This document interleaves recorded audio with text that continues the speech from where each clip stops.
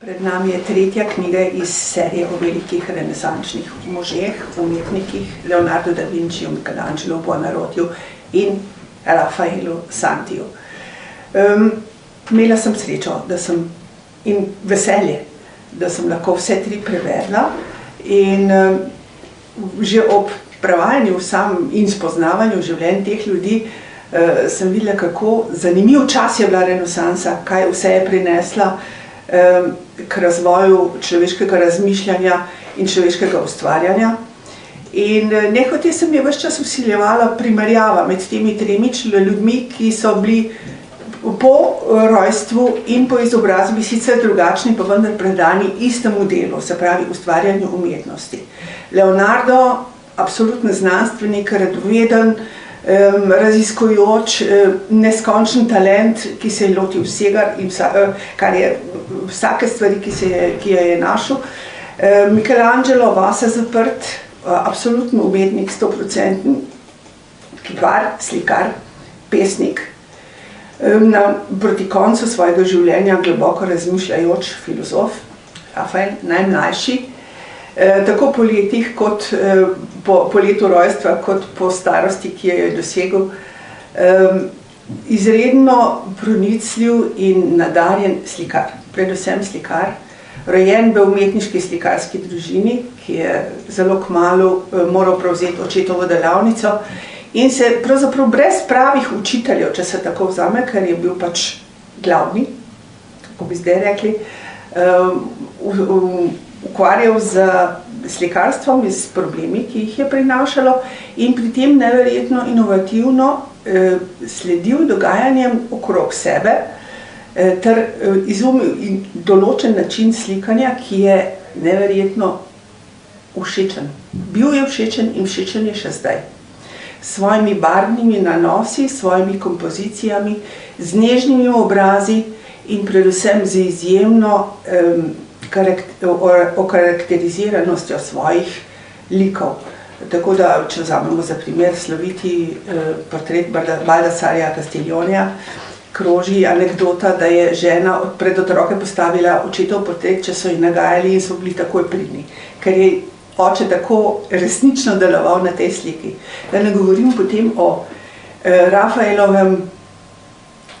Rafaelovi povezanosti s cerkvijo. V cerkvi so takrat vladali na srečo razsvetljeni papeži, ki jim je bilo veliko do umetnosti, do uveljavljanja cerkve tudi na področju kulture.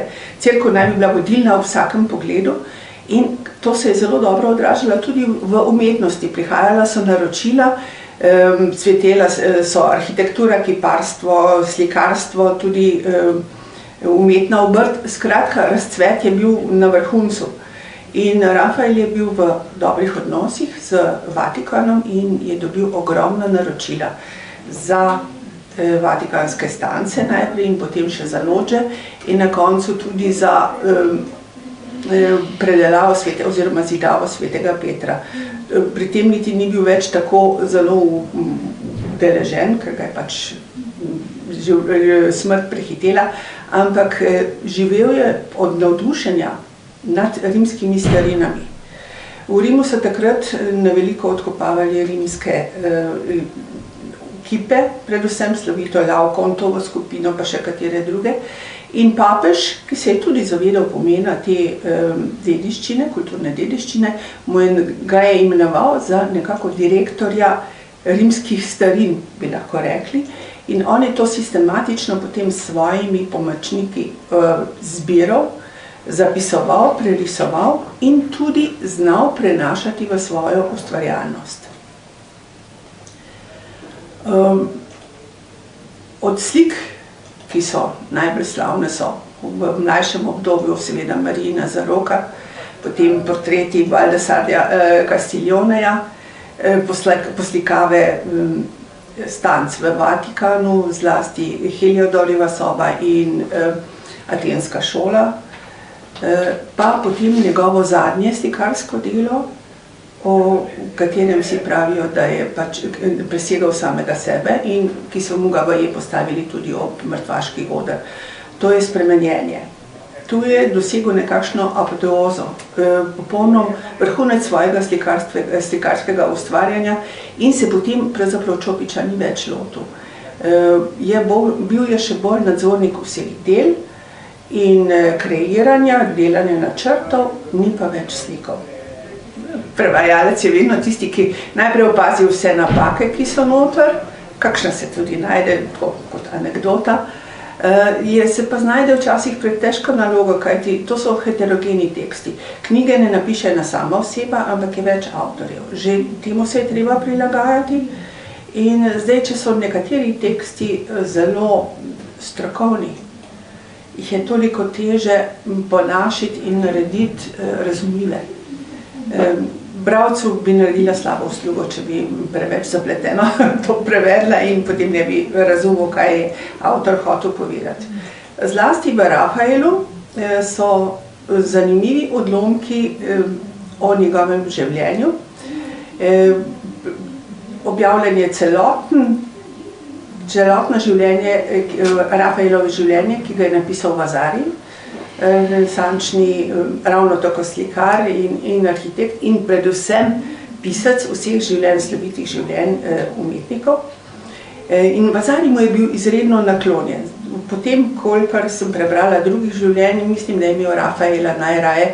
Njegov življenjepis je najdaljši in ves čas uporablja samo same superlative, presežnike o tem, kako izjemno prijeten, ljubezniv, vljuden in odličen človek in slikar je bil, poln hvale.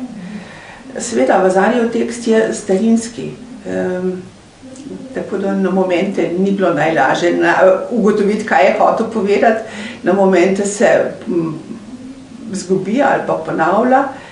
Na momente sem bila v dilemi, kaj naj naredim, ker se mi je zdelo, da so podatki napačni. In dejansko so pa to podatki, ki jih je on imel v tistem času. Zato so objavljeni, dejansko so potem kasnejše raziskave mogoče demantirale te njegove nekatere trditve, v večini to drži. Ampak vendar, Vasari je bil priden zapisovalec, hodil je okoli, spraševal in zapisoval in ni pa preverjal potem, kaj je dobil. Sam sebe je pa sicer pohvalil, da je hodil okoli in si ogledoval ta umetniška dela in da zato lahko iz prve roke govori o njihovih kakovosti in o tem, kako jih je avtor delal. Vsa knjiga na koncu ima življenjepis Rafaela od leta do leta. In na koncu posebno poglavje o tem, kaj Rafael pomeni in še lahko pomeni v sodobni umetnosti.